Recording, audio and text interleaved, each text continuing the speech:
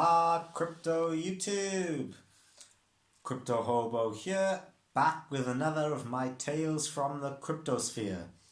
Today's video is a look at the latest cryptocurrency prices and market news, mostly focusing on Bitcoin and mostly focusing on the actual news itself, because quite a lot has happened over the weekend news-wise, whereas in the market itself prices have been pretty undeveloped and unsubstantial.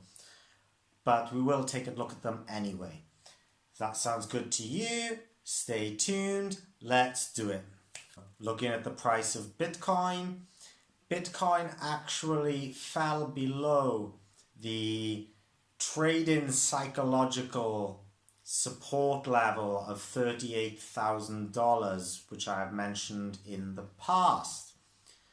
Now, if you recall from that video when I described these round number psychological levels and the trading psychological levels in between, you will recall me saying that we also look for confirmation as a trader that the trend is actually going in the way that we anticipate based upon the price action.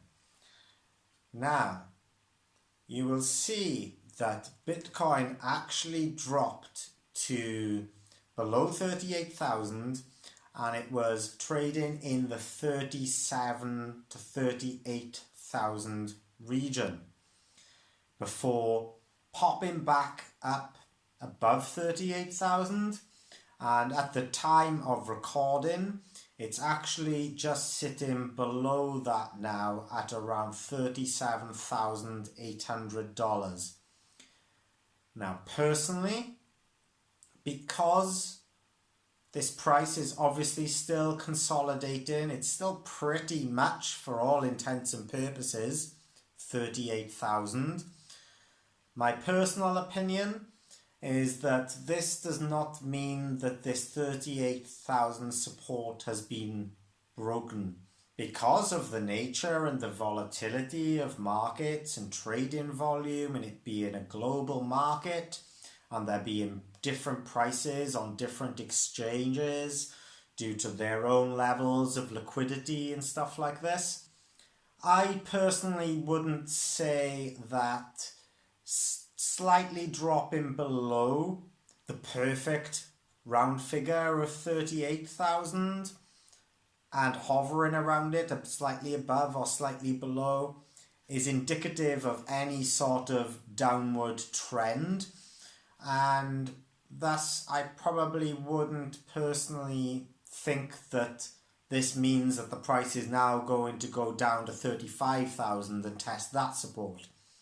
I think what's actually more likely here is that there's been quite a few developments across different elements of the cryptosphere, and these have, for all intents and purposes, just meant that Bitcoin isn't quite trading perfectly on that support level, and it's not quite bouncing perfectly off it either.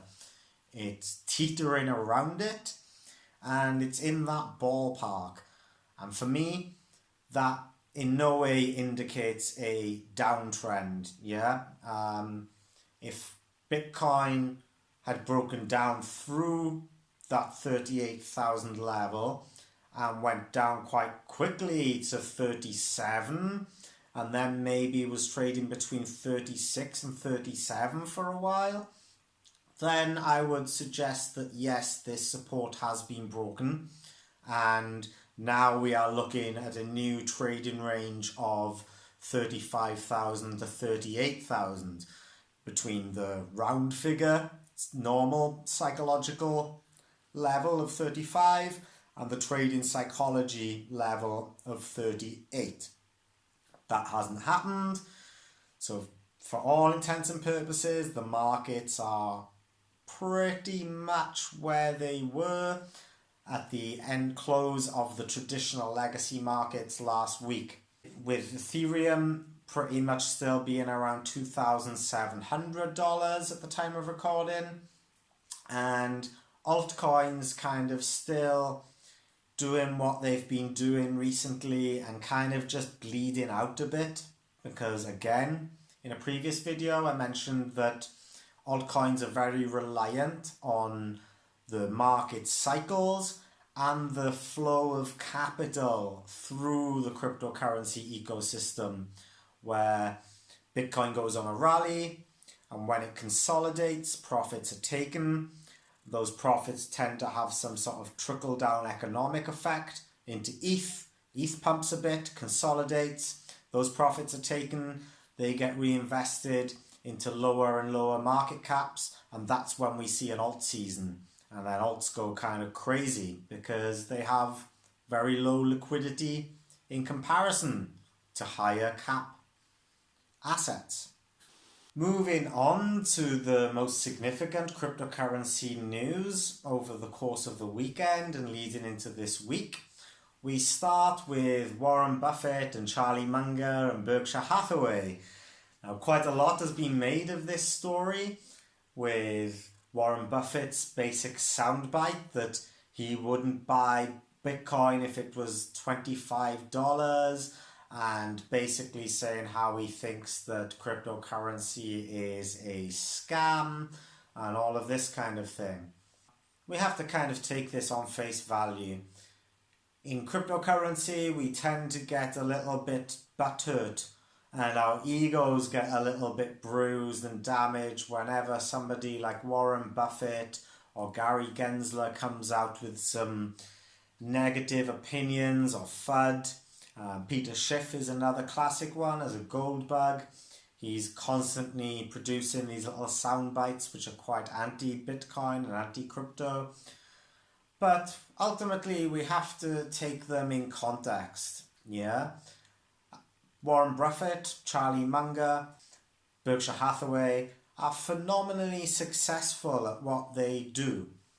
They have been. They've produced a solid track record of being prudent, making what they feel are astute decisions and sticking to them. They don't particularly like to diversify too much.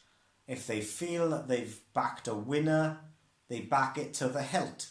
Yeah, and they take their losses on the chin like men, and they move on, and ultimately they hope, and they have been very successful in producing more wins than losses, more profit than loss, and thus Berkshire Hathaway is one of the most successful investment firms on the planet.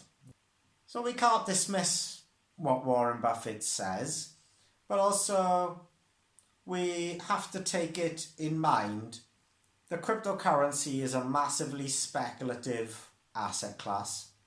Very low amounts of regulation, very low levels of mass adoption. It doesn't make any sense for Warren Buffett or Charlie Munger, from their positions and their perspective, to see it as a viable investment. So, from their perspective, it's not a worthwhile risk-reward, which is fine. Absolutely fine. You know, for each of us, we all have different risk-rewards. We're not all Warren Buffett or Charlie Munger, and we don't all found and run something like Berkshire Hathaway, you know.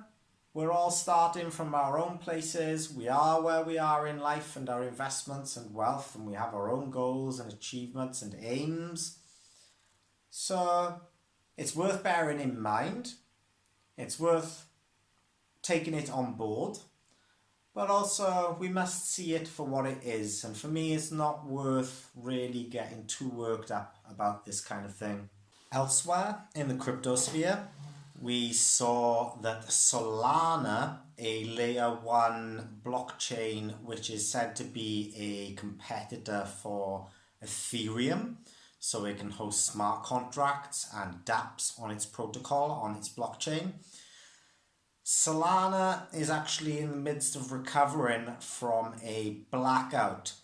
It went down for over 7 hours over the course of the weekend, and this is due to a surge of bots trying to mint NFTs on the Solana blockchain. The NFT minting program is called Candy Machine, and this basically suffered a huge income of traffic from bots, as I said, to try and mint these NFTs. And the nodes, the validator nodes on the Solana blockchain could not keep up, and they struggled under the weight of this volume of traffic, and ultimately the blockchain went down.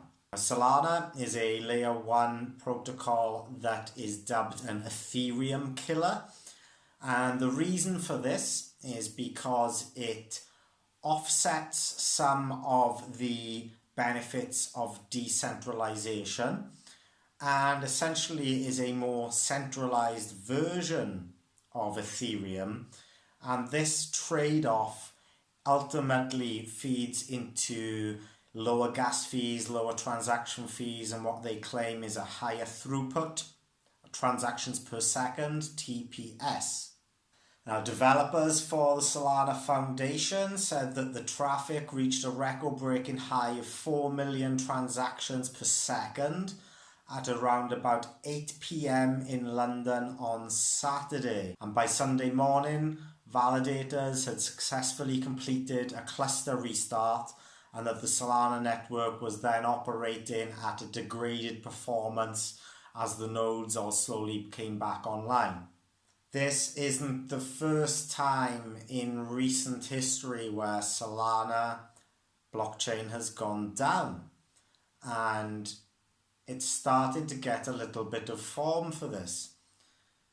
Now, I haven't covered this in any previous videos to date, but personally, I have not invested at any point in Solana to date, not even to buy its native token SOL, S-O-L, as a vehicle for speculation.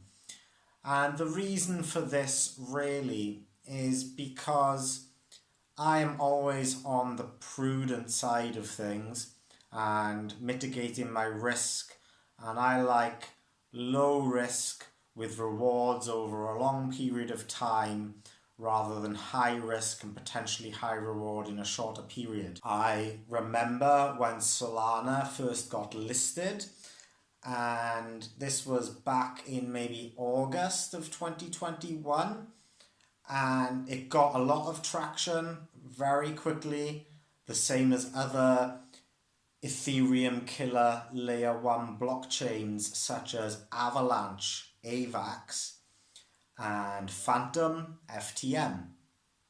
Now, my kind of reservations with these layer 1 blockchains is this idea that they are going to be Ethereum killers. I think this is a bit of an unfair representation of them and a bit of a misnomer of a tagline, because this specific asset class subtype that they sit in, this kind of smart contract DApp protocol, which allows other products and services to build on top and offer, liquidity provision and NFT markets and all of this kind of thing on their blockchain. I see this as necessary in the mass adopted future, as requiring lots of strength in depth in order for the market to be sufficiently mature and to be able to serve the needs and interests of all of the various individuals across the world. So I see them more as not a killer of Ethereum, but a complementer, I would guess. And for some people, something like Solana does fill a need and serve a purpose that Ethereum can't at the moment. Ethereum is the blockchain with the most development activity, and generally the most mature in terms of the number of dApps that are built on top of it. And so as a consequence, because the gas fees are dictated by an algorithm in terms of supply and demand at any given moment in time, a lot of people feel that for retail investors, the gas fees on Ethereum are prohibitively high. I personally kind of disagree with this because it's algorithmically dictated by supply and demand.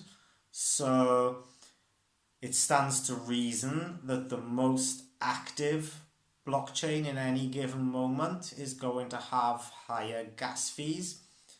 And that's just a trade-off from having a lot of strong development and attracting a lot of strong, talented developers to that network to build great products.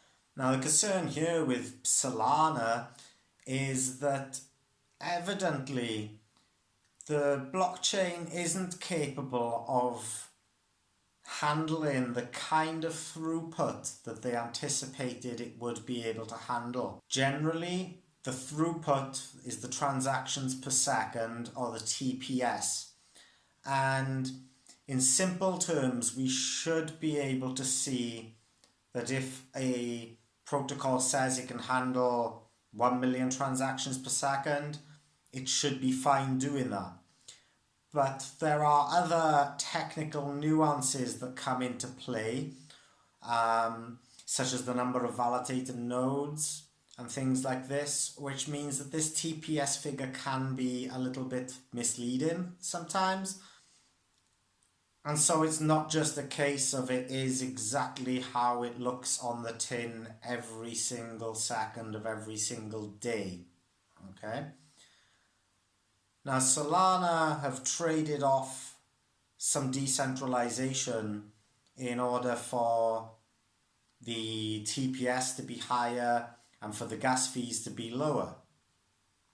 But we can see at the moment that not having as many nodes, not being as decentralized, is really causing it a lot of damage and harm in terms of its reputation for stability.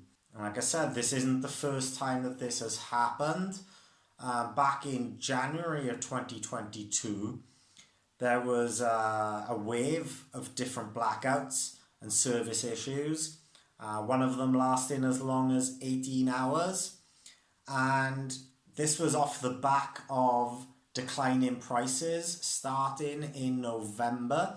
So it left a lot of investors basically unable to sell due to the network being down and being stuck watching their portfolios decline, which is obviously not the best reputation that you want to be building, because the fundamental value of blockchain and cryptocurrency as an ecosystem and a financial sphere is fundamentally predicated on the trust and security and uptime of Bitcoin.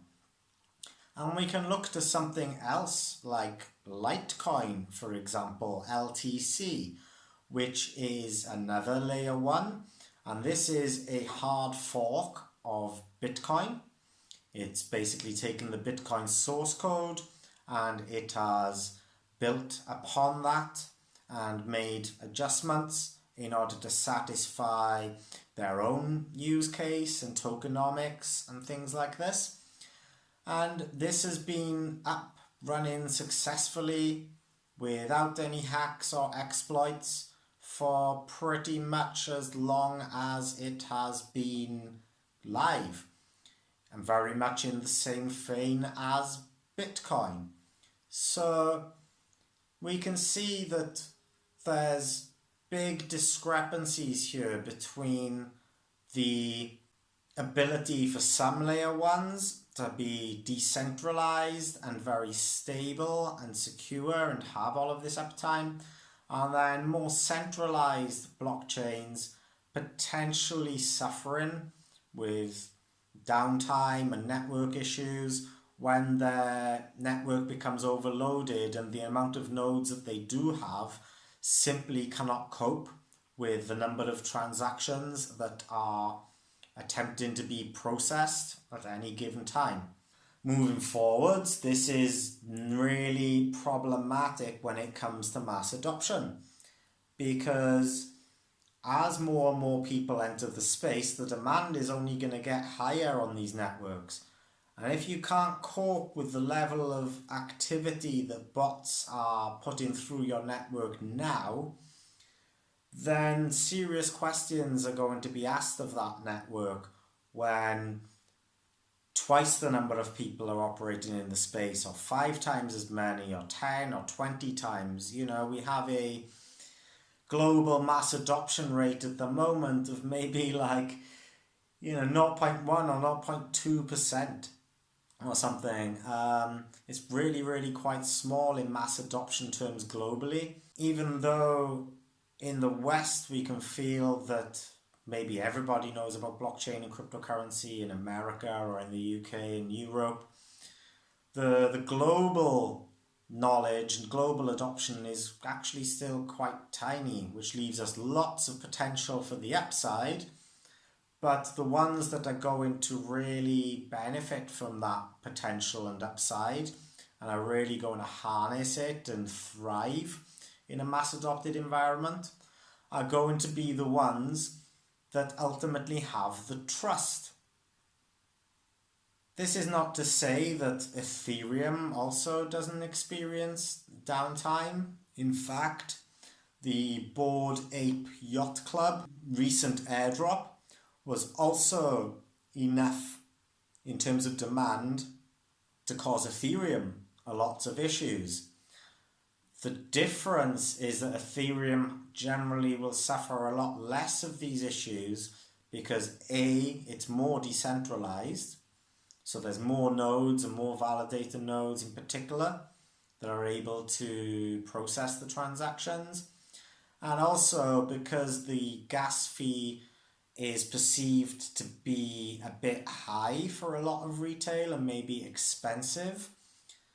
As the demand increases on Ethereum, more and more people are going to effectively psychologically price themselves out of activity on the chain.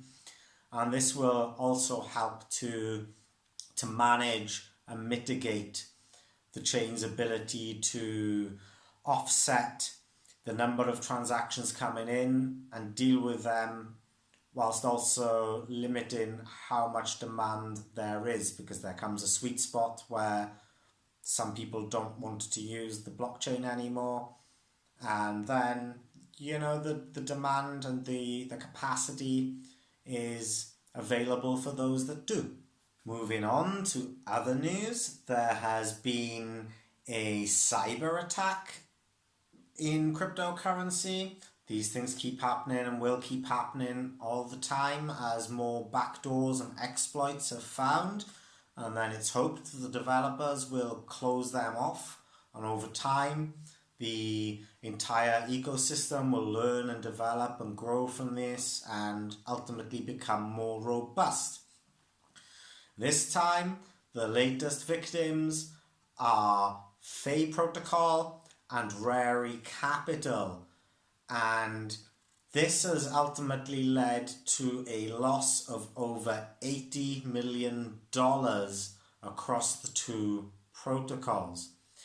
Now, Fei Protocol has issued a $10 million bounty to hackers and white hats and developers in an attempt to negotiate and recover a significant proportion of the $80 million in stolen funds from several Rari fuse pools.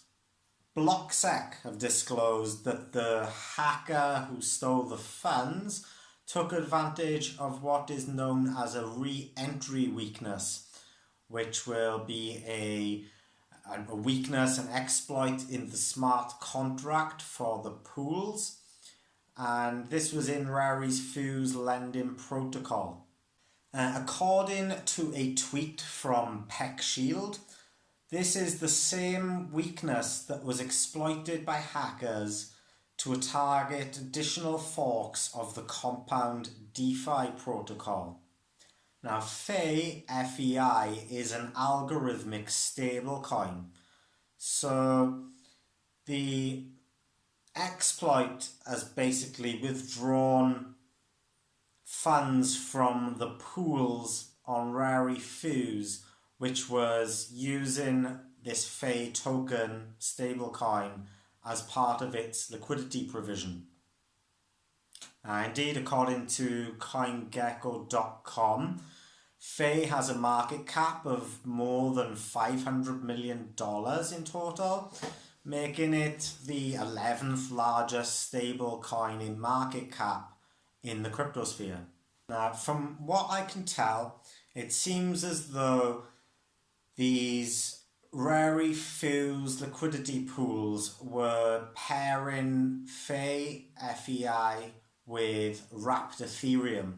So it's not on the Ethereum blockchain, so they're not ERC20 tokens as such. But what we can do now in cryptocurrency is if we wanted to use Ethereum on a different blockchain, we can basically do what's called wrapping it up. And for all intents and purposes, you can think of this as like a zip file. And you zip it up in a file, which then makes that asset compatible with a different blockchain, and it can be used there for liquidity.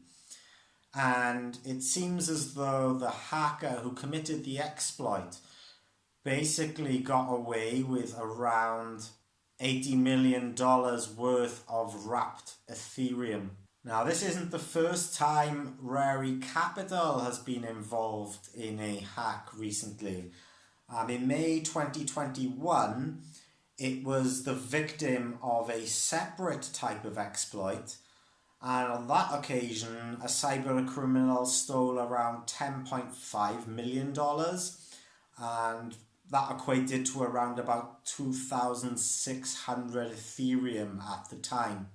Now, after that exploit, Rari actually worked with Compound Treasury, which is the DeFi service provider in charge of Compound. And Compound is basically one of the kind of OG DeFi protocols, along with MakerDAO and Curve and quite a few others.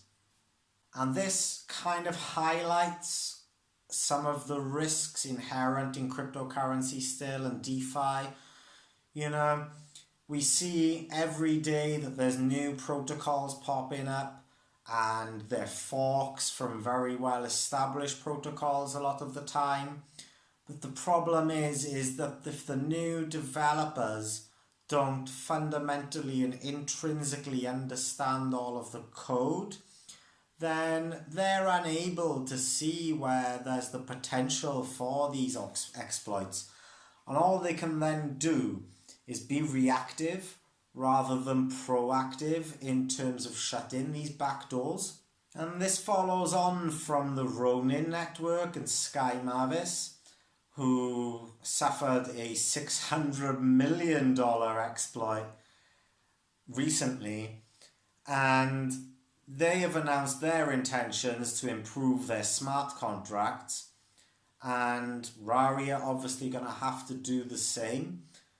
It would be ideal, really, if this kind of thing were anticipated and if they had the development expertise to be able to anticipate this kind of thing happening. The more reputable and more established DeFi protocols will tend to have audits of their smart contracts at regular intervals, and with highly reputed auditors who will really scrutinize the smart contract in order to try and avoid this kind of thing happening in the first place. So this is a warning to you. I personally don't tend to stray too far off the well-trodden path when it comes to these things, because I don't want the stress and the worry of something potentially going wrong. And it's always there anyway, to a degree. But with the more established DeFi protocols, they've either got a solid reputation for auditing their smart contracts and they developed the source code themselves, or they knew exactly how to assess the source code that they were hard forking from somewhere else because they've got great developers, or they have been a victim of an exploit or a hack or something in the past, and they have reacted in very acceptable ways by ensuring that the investors don't lose money, either by rolling back the blockchain, taking a snapshot of before the exploit, rolling back the blockchain and essentially creating a new contract address and shifting to a parallel chain. Or maybe they have huge venture capital and they are able to basically provide some sort of insurance provision for their investors through insurance pools or other types of insurance offerings, which are usually generated through skimming some of the transaction fees off the top and keeping it in a kind of rainy day fund. Looking actually at that Ronin exploit that we mentioned, it's come to light that it seems as though the hacker who actually exploited Ronin for that $600 million has funded a Tornado wallet with at least 15% of Tornado's overall incoming deposits with this stolen money. Alex Svinovic, who is the CEO of blockchain analytics platform Nansen, says that 15% of the Tornado deposits are from this Ronin exploiter. Now, because it was on an Ethereum-based blockchain, what they did was they basically tagged the public address that was linked to the exploit and renamed it the Ronin Bridge Exploiter. And since this public address has been moving funds around, they've basically been using this to track it to see where these funds are being moved to. A Tornado itself is what is known as a mixer or mixing protocol. And what it does is it basically provides an on-chain kind of washing of transactions so that the transaction goes from one public address key into the mixer and then back out the other side. So there's basically a break in the transaction chain, making it more difficult to ascertain and where transactions are going and to be able to track them, basically.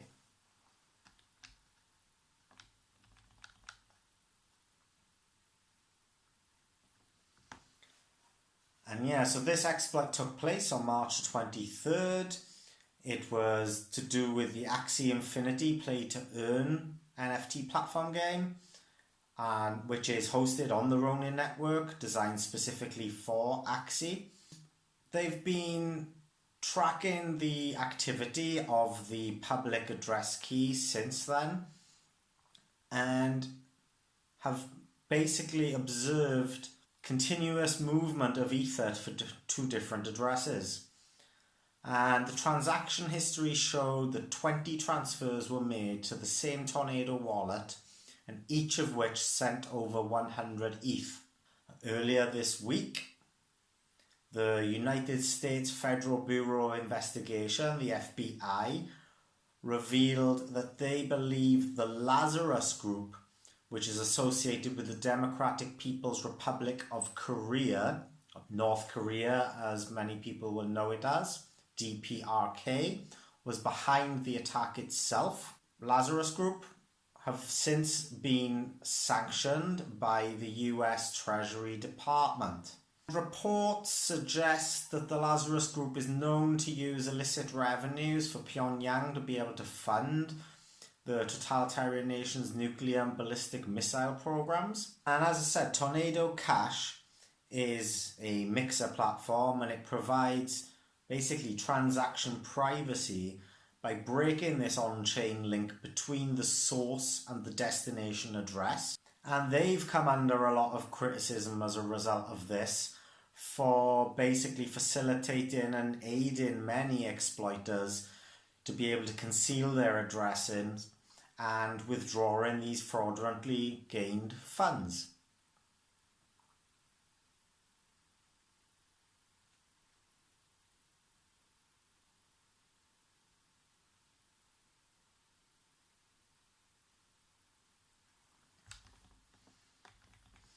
And following this attack, the Tornado Cash protocol actually did ban the state-sponsored North Korean hacking group from using its mixing service by basically blacklisting these public addresses.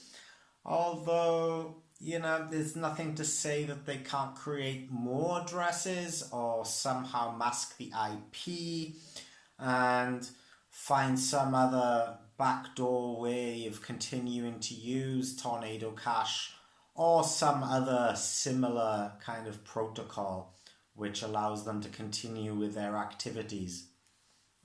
But nevertheless, Tornado Cash taking some action is most certainly welcome in this regard, of course. And they did state that whilst maintaining financial privacy is essential to preserving freedoms, they did also balance that by stating that this shouldn't come at the cost of non-compliance.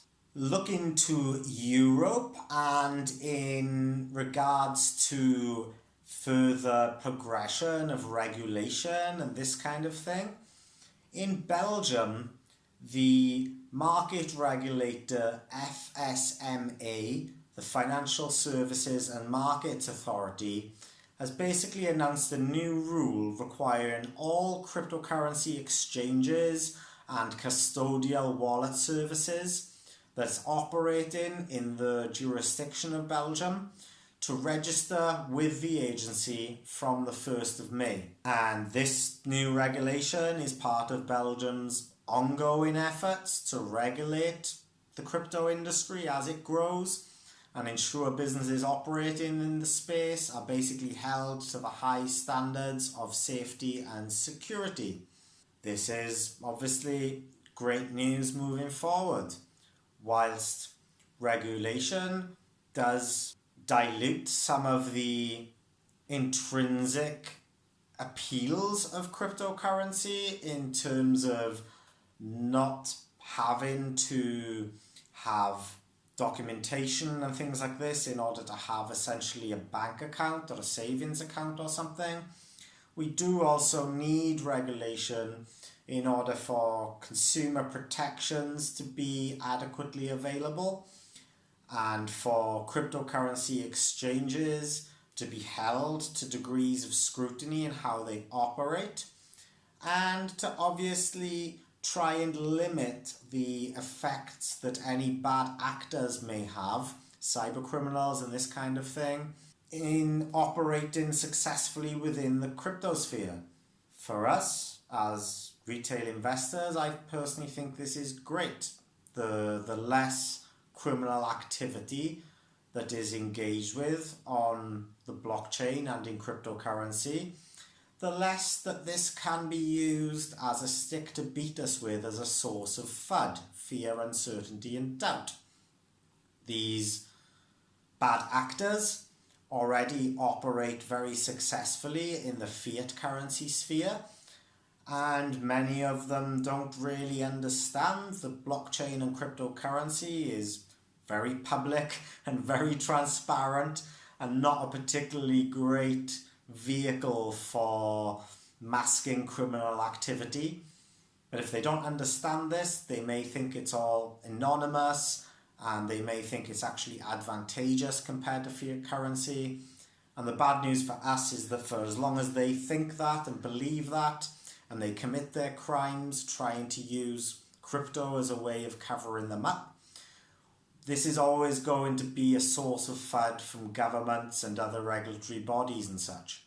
And Belgium's FSMA has stated that any unregistered exchanges or wallet services found operating after the imposed deadline will be subject to fines or other legal action.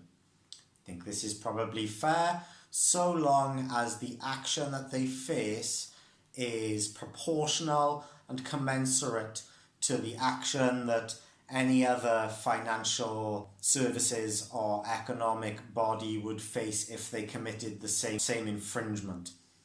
I don't think it's fair if they come down with a particularly hard stance on a crypto-based exchange, if a legacy financial institution can pretty much do the same thing, such as launder money for criminals, and receive a far lower penalty. Obviously, the penalties need to be just and balanced, but on the whole, everything else being equal, I think this is positive news for mass adoption and for the maturity of the cryptocurrency industry.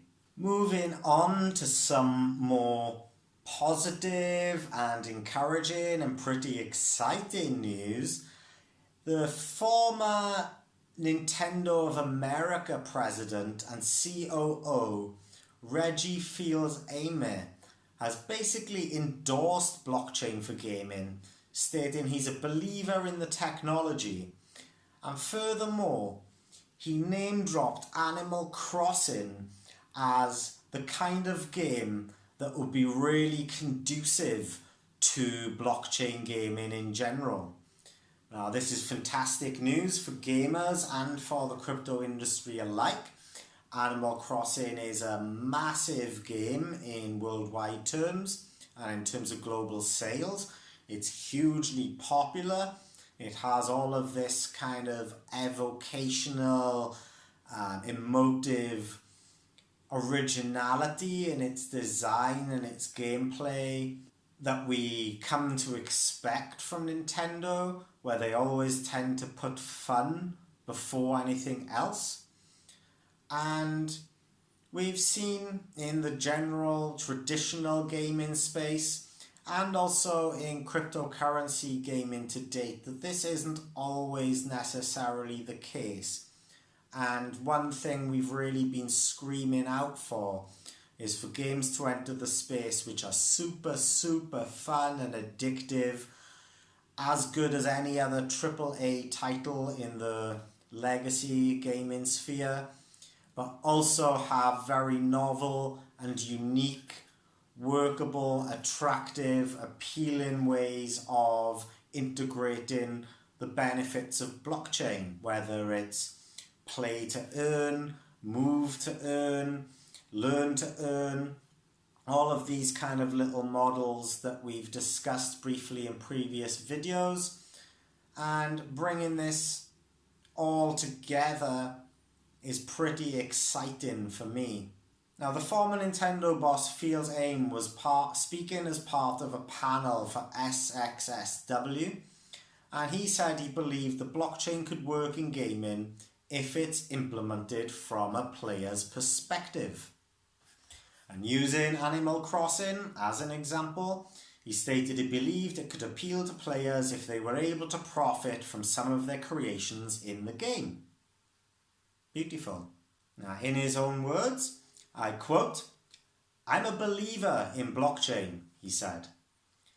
"I think blockchain as a technology is really compelling, and I'm also a believer in the concept of play to own within video games. I say this as a player where I may have invested 50 hours into a game, 100 hours into a game, or there are some games where I've invested 300 hours. When I'm ready to move on to something else, wouldn't it be great to monetize what I built? I bet I'd have some takers here today if I wanted to sell my Animal Crossing island from the latest Nintendo Switch version. I'd like to be able to monetize that. Blockchain technology embedded into the code and into development would enable me to do that. And he added that, quote, I'm a believer in the technology and where it's headed, but I say that in the context that it needs to make sense for the player. It can't just be an approach by the developer that is interesting or a way for them to make more money. In the end, it's got to be good for the player, but I see it as an opportunity. I would echo his sentiments entirely there. This is kind of what all of us who see the potential with crypto gaming have been eschewing since its advent as a concept, really. We knew that once it gets to that point, that people are prioritizing the gamers, and it's all about the fun experience, not detracting from that in any way. Unlike EA Sports with their markets and auctions and things like Blizzard games, World of Warcraft or League of Legends potentially having third-party auction houses which take value out, or Fortnite, for example, where you can buy skins in the game but you can't actually do anything with those skins. You don't really own them because as soon as you stop playing the game they're useless. You can't sell them on, you can't transfer them to another game, and ultimately if they stopped getting supported by the developers then they would just disappear anyway. So this is super positive news coming out of the gaming area of crypto industry, and especially since things like the Steam Deck also have the ability to support something like ExceedMe, which is an API layer that can sit over the top of Steam, and it will allow you to play AAA titles such as Warzone and get paid in tokens, Exceed tokens, XED, for the time that you do play this game. And it also coincides with the developments recently where we're starting to see things like the Unreal engines be integrated into blockchain gaming. And this is going to open up the opportunity for far higher levels of AAA title quality gaming and MMORPGs and all of this kind of good stuff. And this follows on from sentiments that have been suggested by Nintendo in the past, where Nintendo has suggested it does have an interest in utilizing non-fungible tokens, NFTs, and the metaverse during an investor Q&A earlier in the year. But at that time it had suggested that it hasn't yet really defined what it could do in this area that would sufficiently appeal to users. Anybody who's an experienced gamer or is a really big fan of computer gaming generally will know that this is something which Nintendo really doesn't compromise on. They don't compromise on the fun of their games for the sake of making more money. They would rather the game be as fun as possible and to stand on its own merits rather than try to shoehorn things in which don't really add anything to the fun experience of the end user, which is gamers like you and me. And so in terms of this pretty awesome blockchain gaming news, I'm gonna have to give Nintendo a quick level 1-up. And staying with news generally from the eastern side of the world, the government of Uzbekistan has moved to expand its cryptocurrency regulations, and there's been a decree signed by the president, Shavkat Mirziyoyev.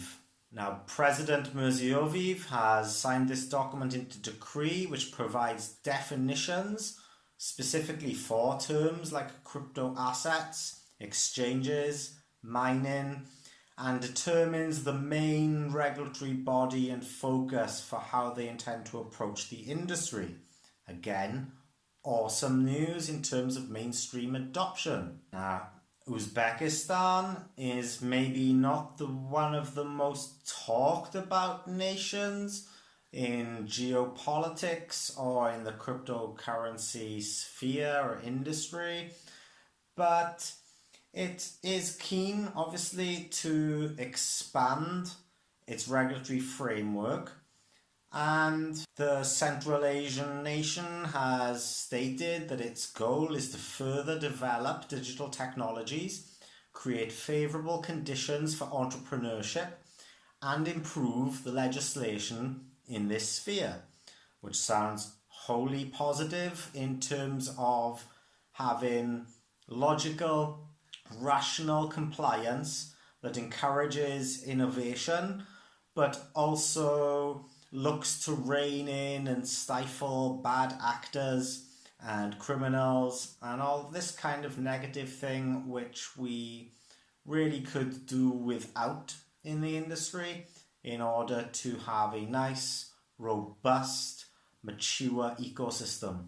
Now, Uzbekistan have essentially transformed their National Agency for Project Management into what is now called the National Agency for Prospective Projects, the NAPP, and this is going to essentially form the country's main cryptocurrency watchdog. So the body's been tasked to implement the state policy in the crypto economy, ensure investors' rights are protected. It'll also take charge of introducing blockchain technologies to the public sector and combating money laundering, terrorist financing, and weapons proliferation through cryptocurrencies. The decree defines crypto assets as property rights representing a collection of digital records in a distributed ledger that have value and owner. And starting from January the 1st, 2023, Uzbekistan's citizens and companies will be allowed to buy, sell, and exchange cryptocurrencies through crypto service providers. Beautiful. This is perfect and what we want to see. Responsible, logical, rational, innovative, moving with the times, but also very largely aware of the pitfalls, good risk management. And I think that we really should applaud Uzbekistan in this instance for really being so aware of both the benefits and the pitfalls, because like I said, they're not really spoken that much about in socio-political or geopolitical terms, certainly not in Western media, and hopefully this highlights to many of you who do not really know that much about a country like Uzbekistan that these countries are very much in tune with what is going on, even if we don't hear from them all too often. Looking to Canada, it is a personal pleasure to be able to bring you some positive cryptocurrency news out of Canada, because recently we've seen how the Bank of Canada has been producing a lot of FUD. We saw them try and suggest that cryptocurrency investors were largely financially illiterate with a very, very small sampled study. We saw Trudeau try to ban cryptocurrency and to freeze cryptocurrency assets that were donated to the Freedom Truckers as part of their protest against what they felt were the erosion of fundamental freedoms. But now we see a Toronto-based company called 3iQ Digital Asset Management has basically applied to launch 2 ETFs to the local share market in Australia. They have basically lodged the disclosure documents with the Australian Securities and Investment Commission last week, and this adds to other disclosure applications within Australia where the competition is really starting to heat up in terms of who's going to get this first ETF license. But on the flip side of things, it does raise some concerns again about Canada in terms of the fact that this Toronto-based asset management company is choosing to lodge their disclosure documents with the Australian Securities and Investments Commission rather than looking to be listed in Canada. Now, I don't know exactly in depth the reasons that they have stated for this. We can only postulate and really speculate on that until I have a look into it a bit further. But on the whole, it is very much again positive news, which is gearing towards further mass adoption. Dubai continues to lead the way in terms of having local businesses accepting cryptocurrencies as payments, and this time it is a property developer, actually a real estate developer, which is Dubai based, called Damac, which has revealed that it would receive payment for property in cryptocurrency. This is according to the Khalij Times, and Damac said it would add payments for any of its properties that can be made in Bitcoin and Ether, the two largest crypto assets by market capitalization. The company noted that enabling such payments will give more options and be convenient for real estate investors. Also, they believe that facilitating property purchases using cryptocurrency could revolutionize the real estate industry. Damac's general manager of operations, Ali Sajwani, said, quote, "This move towards customers holding cryptocurrency is one of our initiatives to accelerate the new economy for newer generations and for the future of our industry. It is crucial for global businesses like ours to stay at the top of evolution. Offering yet another transactional mode is exciting, and we are glad to recognize the value this technology brings to our customers." Now, recently, Damac Group, which is the parent company of Damac Properties, has also announced it's looking to build digital cities in the metaverse, and this initiative, called D-Labs, will be headed by Swajani, while Damac Group said it will inject capital of up to $100 million into the project. And according to a press release, they are quoted as saying, quote, "This initiative forms part of the company-wide ambitions to move into digital assets and non-fungible tokens." And finally, to round up the news going into this week, in the first week of May, a New York regulator has told cryptocurrency firms to use blockchain analytics. Now, the New York State Department of Financial Services Superintendent Adrian Harris has said that cryptocurrency firms should use blockchain analytics tools to guard against financial risks and suspicious activities. Adrian Harris is quoted as saying, quote, "Blockchain analytics tools provide companies with an efficient, data-driven way to conduct customer due diligence, transaction monitoring, and sanction screening, among other things, which are all critical elements of our virtual currency regulation.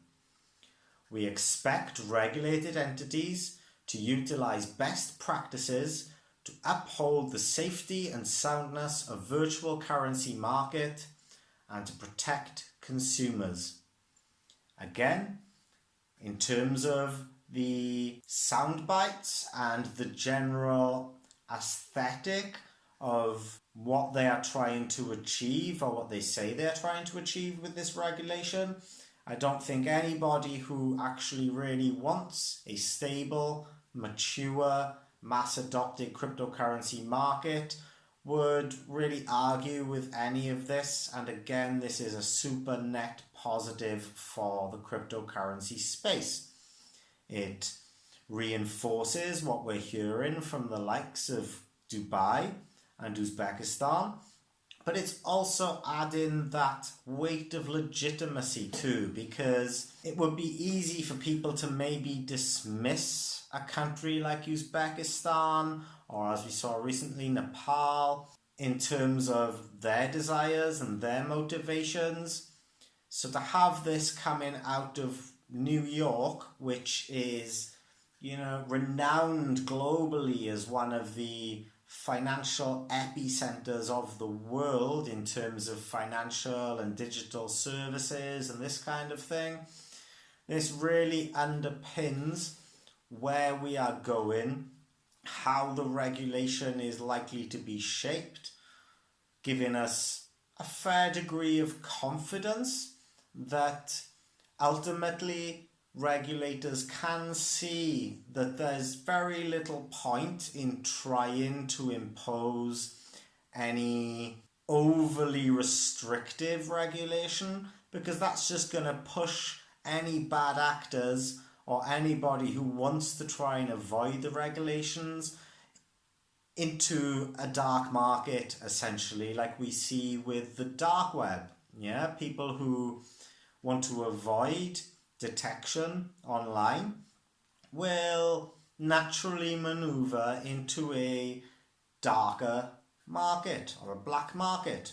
And so by providing sensible, balanced regulation which doesn't stifle things like entrepreneurship and innovation, but also does look to enhance consumer protections, can only be a good thing for anybody who really wants to see this technology survive and thrive and become integrated fully into the mainstream and provide that kind of infrastructure and architecture that's going to underpin all of our Internet of Things, IoT type services, Web3, 5 and 6G developments, smart homes, smart schools, smart cities, all of these smart environments which will hopefully also lend themselves to creating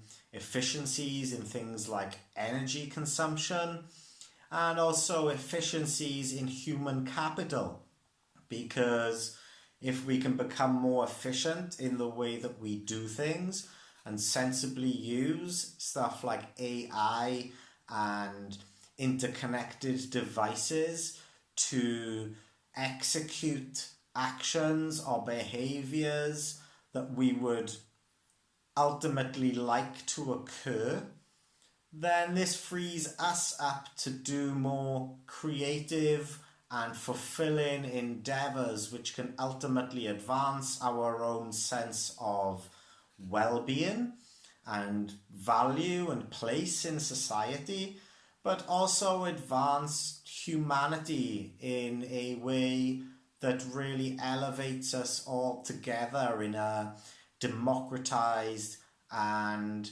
egalitarian and equal fashion, and start to erode these kind of pillars of society where certain nation states and their public have more opportunities and more access to things like value generation than others, just based upon fairly arbitrary geopolitical or geographical factors. There's a lot of potential to be unlocked in the world still. We have, the entire continent of Africa with amazingly creative and intelligent and smart and heartwarming people who don't necessarily have the equal access of opportunity to help inform and change the world for the better as somebody like myself, for example, may have, being from a Western-based society. Yeah, on the whole, the cryptocurrency price and the markets aren't wholly doing all too much. I would personally say that given the macroeconomic and socio-political situation, that is pretty bullish in my eyes. I've already stated elsewhere that I think that it's pretty surprising in a positive way that Bitcoin is still holding these support levels at like $38,000 to $40,000.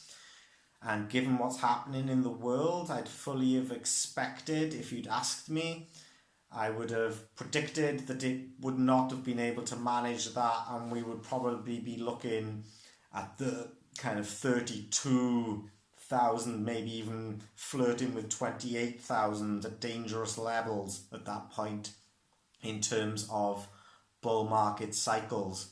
The news, I think, is inherently positive. We've got some of these exploits and hacks still occurring. Cyber criminals are not going anywhere anytime soon, but they don't just operate in the cryptocurrency space. You know, hacks take place and exploits take place across an entire myriad of industries on a daily basis. And personally, I feel that it is a good sign, and it's actually a good sign of transparency and legitimacy on part of the crypto industry, that we do actually get them published and heard about, because a lot of hacks and scams and crimes get committed in digital financial services, traditional financial services, in fintech, in real estate, in car manufacturing, in all sorts of different areas of life. And very rarely do we get to see these reported on a daily basis. They're swept under the carpet, or I guess that they're not in vogue and they're not as exciting and sexy as some of the celebrity stories, whatever it is that's going on with celebrities and their relationships and this kind of thing, which causes a lot of media storm and controversy.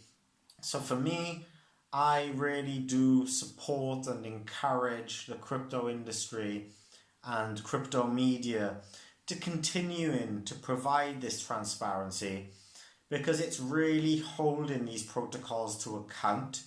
And this is very much an imperative part of us being able to sort out the wheat from the chaff when it comes to making decisions as to what protocols that we might want to engage with. With that, I will leave you to enter the month of May on these super positive notes for the industry. I am Crypto Hobo. This has been another one of my tales from the cryptosphere. Peace, love, and prosperity.